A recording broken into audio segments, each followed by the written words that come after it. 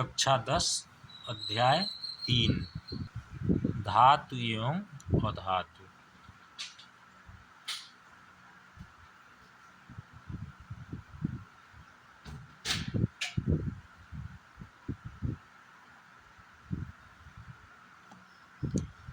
तत्वों को उनके गुण धर्मों के आधार पर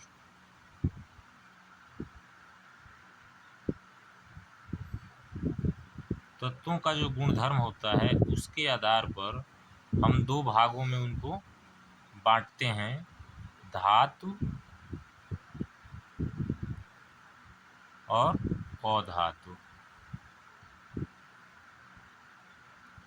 बल्कि एक तीसरा भाग भी है, उपधातु।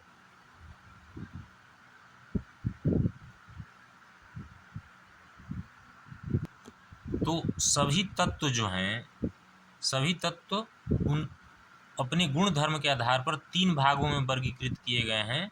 पहला धातु, अधातु, उपधातु। अब ये गुण धर्म कौन कौन से हैं? तो ये गुण धर्म है, इनका पहला जो गुण धर्म है जिसके आधार पर हम वर्गीकृत करते हैं वह है भौतिक गुण धर्म। भौतिक गुण धर्म। अब इसके बारे में हम पढ़ेंगे। भौतिक गुण धर्म में धातु का भौतिक गुण धर्म क्या है और अधातुओं का भौतिक गुण धर्म क्या है। इस चैप्टर में हम धातुओं और अधातुओं के बारे में ही पढ़ेंगे। तो पहला है धातु। अब धातुओं के भौतिक गुण धर्म क्या क्या होते हैं, इसके लिए हमें आयरन,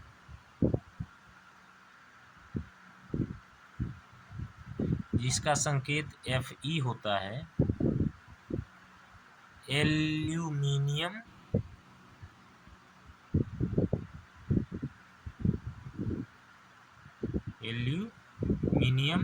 जिसका संकेत Al होता है, मैग्नीशियम,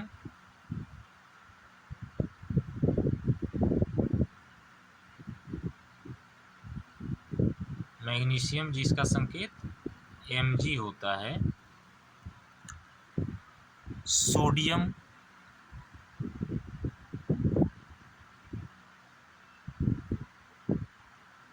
इसका संकेत Na, लेड,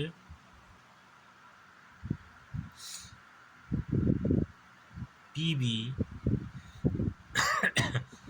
जिंक,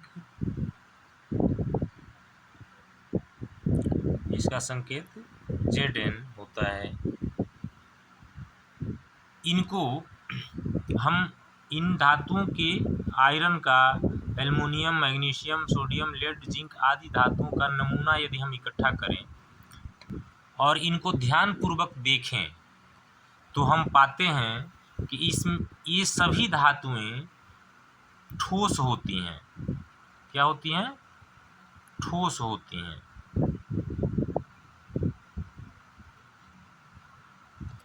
दूसरा, यदि आयरन, एल्युमिनियम, मैग्नीशियम आदि को रेगमाल से रगड़ें तो हम पाएंगे कि इनकी सतह जो होती है वह चमकदार होती है। सतह चमकदार होती है।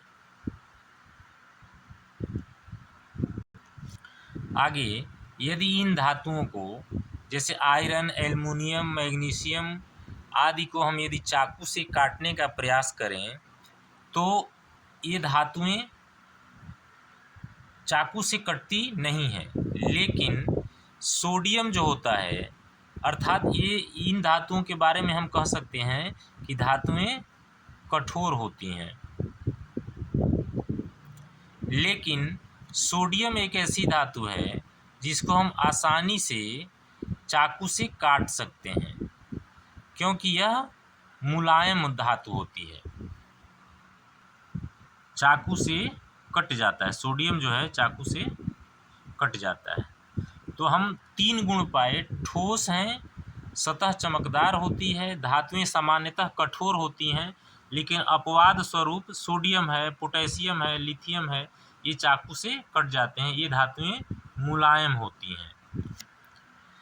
चौथा है, यदि हम इन धातुओं को iron, aluminium, magnesium, gold, silver, इन धातुओं को यदि हम हथौड़े से पीटने का प्रयास करें तो इनकी पतली चादर बन जाती है।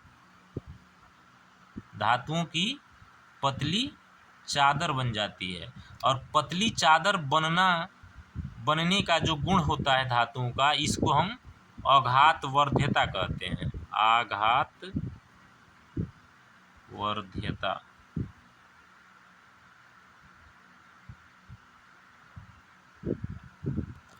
यहाँ पर यह जानना बहुत ही जरूरी है कि सबसे अधिक आघात वर्ध्य जो धातुएं होती हैं वह सोना होता है और चांदी होता है।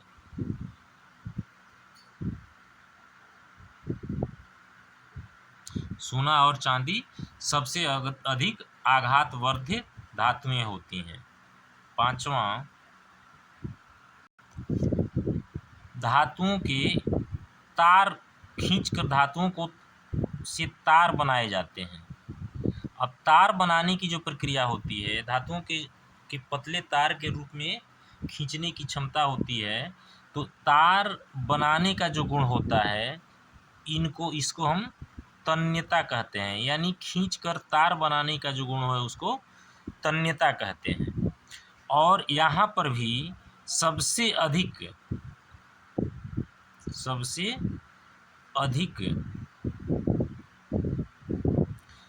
जो तन्य धातु है वह सोना है। सबसे अधिक तन्य धातु सोना है। इसके इतने पतले तार बनाए जा सकते हैं कि 1 ग्राम सोने से 1 ग्राम गोल्ड का संकेत Au होता है, से हम 2 किलोमीटर लंबे तार बना सकते हैं। यानी धातुओं से जो तार बनाए जाते हैं जिसको हम तन्यता कहते हैं, इसमें सबसे अधिक तन्य धातु कौन सा है? सोना, जिसके 1 ग्राम से हम 2 किलोमीटर तक लंबा तार बना सकते हैं। धातुओं के जो ये 2 गुण हैं, आघात वर्ध्यता और तन्यता, इन दोनों गुणों के कारण धातुओं को हम अपनी आवश्यकता अनुसार विभिन्न आकार दे सकते हैं।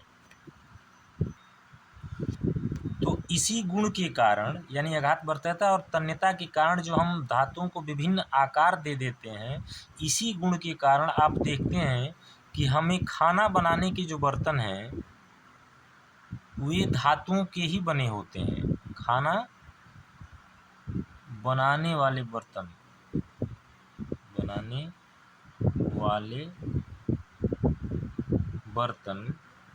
हम धातुओं के बनाते हैं, क्योंकि विभिन्न आकार के हम बर्तन को अपनी आवश्यकता अनुसार बना लेते हैं। छठा गुण जो है,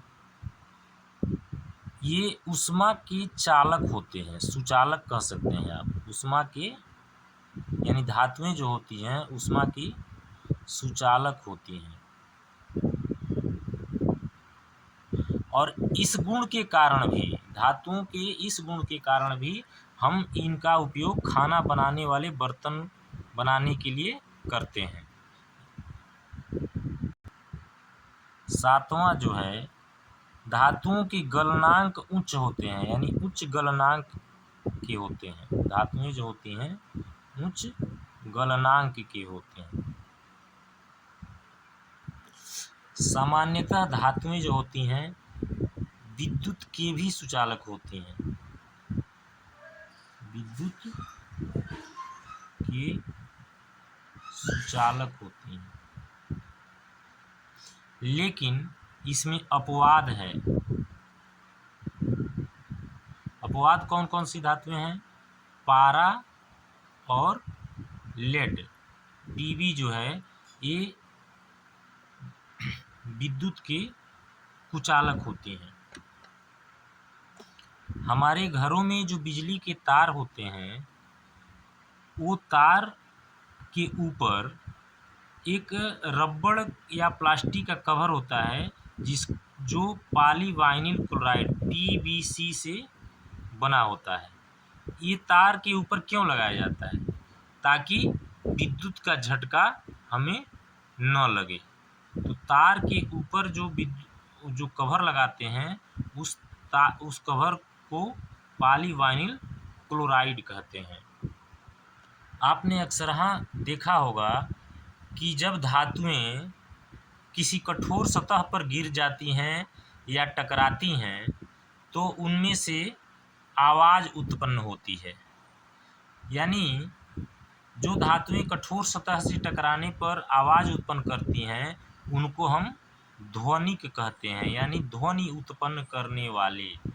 तो धातुओं का एक भौतिक गुण ये भी होता है कि ये ध्वनिक होती हैं। इस ध्वनिक को ही हम अंग्रेजी में सोनोरस कहते हैं। सोनोरस यानी धातुएं कैसी होती हैं? धातुएं सोनोरस होती हैं। इसीलिए स्कूल में आपने देखा होगा कि स्कूल की घंटी जो होती है धातु की ही बनी होती है। तो आइए इस अध्याय को अभी तक जितना हम लोगों ने पढ़ा उसको पुनः दोहराते हैं। इस अध्याय का नाम धातु एवं अधातु है। धातु एवं अधातु जो हैं तत्वों का उनके गुण धर्मों के आधार पर, यानी भौतिक और रासायनिक गुण धर्मों के आधार पर ये इनका बंटवारा हुआ है धातु एवं अधातु में। अब जो गुणधर्म हैं उनको हम सबसे पहले भौतिक गुणधर्म के बारे में पढ़ते हैं। किसके भौतिक गुणधर्म? ये भौतिक गुणधर्म धातुओं के भी होंगे और अधातुओं के भी होंगे। तो हम सबसे पहले यहाँ पर धातु के भौतिक गुण पढ़े हैं। पहला क्या है? पहला, यदि हम हमारे आसपास जो धातुएं हैं जिसमें आयरन है, एल्युमिनियम है, मैग्नीशियम है, सोडियम है, लेड है, जिंक है, इस तरह की बहुत सी धातुएं हैं हम लोगों के पास। तो उनको देखने पर यह अनुभव होता है कि सभी धातुएं लगभग ठोस होती हैं। लेकिन यहाँ पर एक चीज़ मैं बतला दूं कि एक धातु पारा Hg, इसको हम पारा कहते हैं, यह पारा जो है कमरे के ताप पर द्रव अवस्था में होता है। तो यह एक अपवाद है। यहाँ पर आप ध्यान देंगे कि सभी धातुएं ठोस होती हैं लेकिन पारा जो है कमरे के ताप पर द्रव होता है। दूसरा, इनकी सतह जो होती है धातुओं की चमकदार होती है। तीसरा, सभी धातुएं सामान्यतः कठोर होती हैं, लेकिन सोडियम और पोटेशियम, लिथियम, ये जो धातुएं हैं जिनका संकेत सोडियम का Na, पोटेशियम का K और लिथियम का Li होता है, ये चाकू से कट जाते हैं, अर्थात ये मुलायम होते हैं। ये धातुएं की प्रकृति जो होती है यह मुलायम होती है, लेकिन सामान्यतः धातुएं कठोर होती हैं। यह अपवाद हो सकता है। चौथा गुण जो है, इनको पीट कर पतली चादर के रूप में बनाया जा सकता है। इस गुण को आघातवर्ध्यता कहते हैं। सबसे अधिक जो आघातवर्ध्य धातुएं हैं वह है सोना और चांदी। इसका मतलब क्या है कि सोना और चांदी को हम सबसे पतला चद्दर के रूप में बना सकते हैं। पांचवा जो गुण है वह इन धातुओं को खींचकर हम तार बना सकते हैं। इन धातुओं को खींचकर हम तार बना सकते हैं, अर्थात इस गुण को तन्यता कहते हैं। अब यहाँ पर जो सबसे अधिक तन्य धातु है वह सोना है।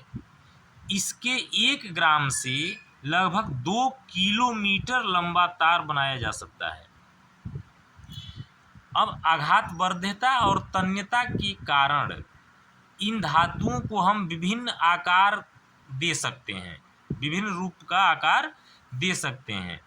खाना बनाने के बर्तन, इसीलिए हम धातुओं का उपयोग, खाना बनाने वाले बर्तन में हम धातुओं का उपयोग करते हैं, यानी धातुओं से ही हम खाना बनाने वाले बर्तन बनाते हैं।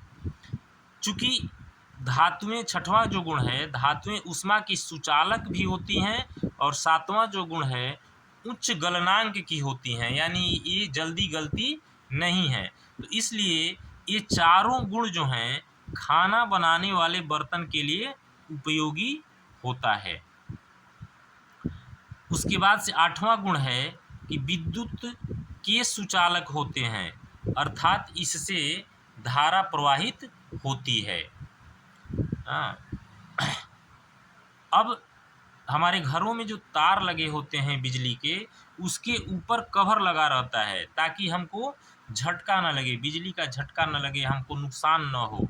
तो उस कवर को हम पॉलीवाइनिल क्लोराइड कहते हैं। वो जो जिस सामग्री से बना होता है वह कवर रबड़ जैसा, वह क्या कहलाता है? पॉलीवाइनिल क्लोराइड।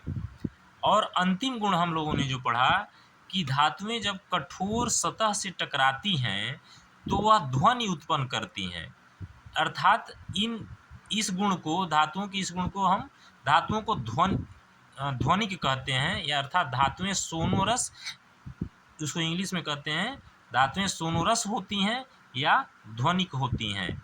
इसीलिए आपने उदाहरण के रूप में ये देखा होगा कि स्कूल की जो घंटी है वह धातु की ही बनी होती है, घंटी जो है धातु की बनी होती है। फिलहाल इस वीडियो में इतना ही, फिर हम आगे अधातुओं के भौतिक गुण अगले वीडियो में पढ़ेंगे।